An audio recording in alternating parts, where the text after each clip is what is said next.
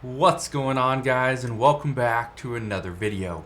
So there are some major changes that are happening. I want to address what's going on because what's happening right now is we are getting told certain things, and a lot of these, according to many, are lies. I want to address what's going on. I want to address one of the polls or the surveys that has really come out recently. I want to address what's going on there, give you the news on that. We're going to talk about the new bipartisan bill, which is being called the CHIPS bill. And also, we're going to dive into the shipping issues that are actually hurting our supply chain. So that's what we're going to cover in today's video. If you have any questions whatsoever, please ask your questions down in the comment section below. Because again, there's a lot of stuff that we need to get to. Here's what I can tell you. There is a new survey. It's called the BIP survey. Okay? Now, this survey, it found that 59% of respondents thought that officials were underestimating the inflation rate. Now, this included about 77% of these people surveyed were Republicans, 63% were independents, and 41% are Democrats. So we have more than 50% of people thinking that the statistics that we're getting for our inflation rate is being underestimated. And almost half of those people are Democrats.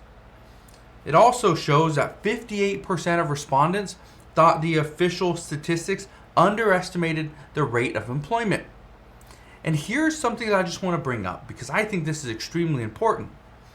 If we are being fed lies from our government officials on the unemployment rate and on inflation, those are two things that they're important, but are those going to be the biggest things, the biggest news stories?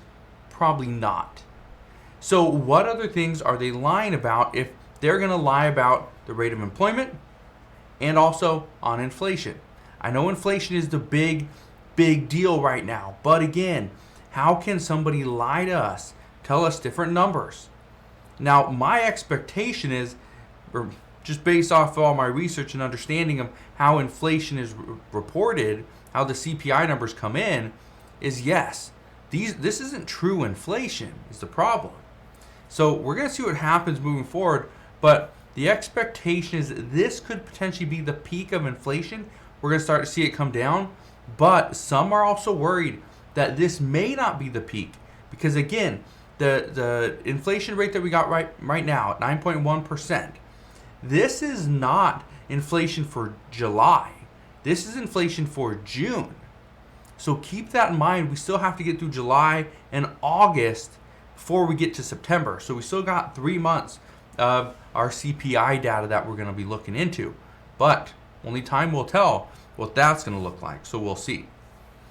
But let's talk about the next thing.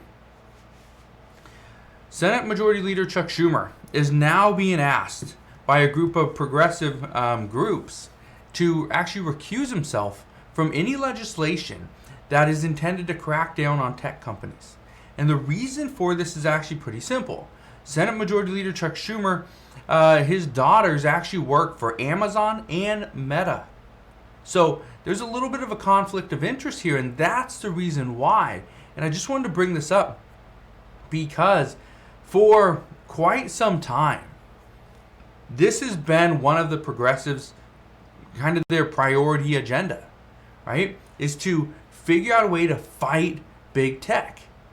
Now, the troubling part about all this is they don't really have, or as far as progressives, they don't really have a place to go. They don't really have the next priority item to tackle. Because what's happening is Republicans and Democrats are pretty much pushing their ideas to the back. Progressives are getting shafted right now. But being that they are somewhat getting shafted, progressives their plan is to move to the next major agenda item, which is dealing with tech companies. So, if you've noticed that we haven't seen a lot of reports from progressives lately, that's the reason why. They're pretty much being told to rubber stamp anything that comes through the House or the Senate. That's what they're being told.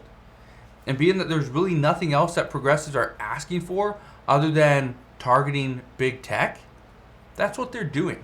So that will be their next target.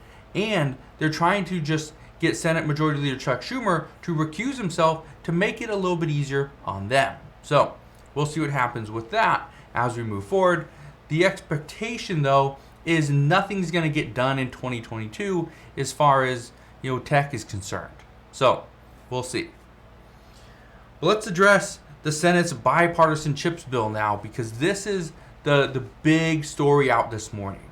Because for the past year, the Senate has honestly been trying to move forward with this semiconductor bill, but they've been having issues. One of the big hurdles for the past year has been that they want to know how the bill is going to be paid for. They want to make sure that we're not going to go deeper into debt by passing this. Well, according to a recent report, this bipartisan bill is going to pass. It's just a matter of time. But what we also know is that according to the Congressional Budget Office, they are saying that this would actually increase the U.S. budget deficits by $79 billion over 10 years. Now, months ago, this was the problem, because nobody wanted to go deeper into debt in order to stay somewhat competitive against other countries, mainly China. But now, things obviously have changed. The Congressional Budget Office projects that this draft bill would actually boost spending by roughly $55 billion over 10 years. But at the same time, it would also reduce tax revenue by $24 billion. Okay? That's why we're getting that $79 billion deficit. One thing I can tell you is that votes on this bill are expected to happen. They could happen as early as today. But the expectation is that senators want to wait and schedule a vote sometime in the early part of next week. The reason for this is simple. There are still multiple senators that want to see some minor changes. But there are others that are worried that by opening up the door to some minor changes and small little tweaks, everybody's going to have a say.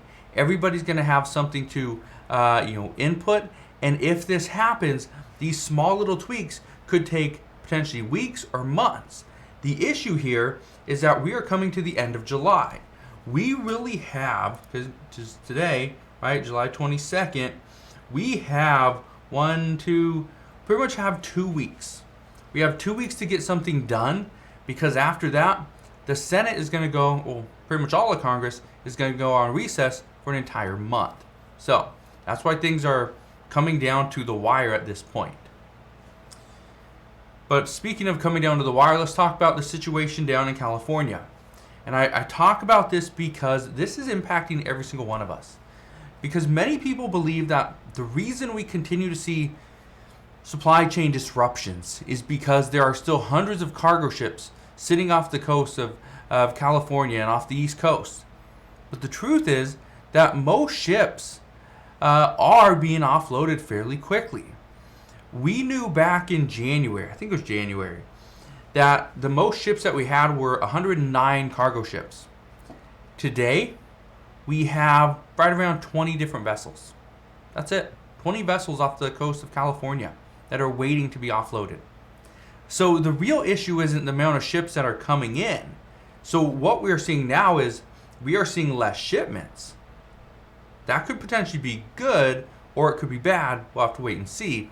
But for all those people that are saying it's the shipments that are coming in, that's the issue. It's not. It actually has to do with unloading the containers and shipping them across the country. Because what we've seen this week is that truckers are protesting the AB5 ruling once again. We've also seen railways get completely bogged down even further. But the good news out today is that the trucker protests are at least not hindering operations in the Los Angeles port. This is the biggest port in the United States. But the only one that they're really hurting is the port out of Oakland. Okay? And I wanted to fill you in on that because I know a lot of people are wondering, is our supply chain getting better? In some cases it is. We are seeing more products land here in the US. The issue is, are we seeing products being moved by rail? That's where there's a lot of delays. As far as shipping through trucks, it's still a little bit slower than we'd like, but the good news is it is picking up and things are looking better ever so slightly, right? So that's what we know at this time. As always, as I know more, I promise I'll come back on and share all latest news and updates. Again, just want to thank you guys for watching. Have a wonderful rest of your day. Consider subscribing, and I'll see you guys on the next one.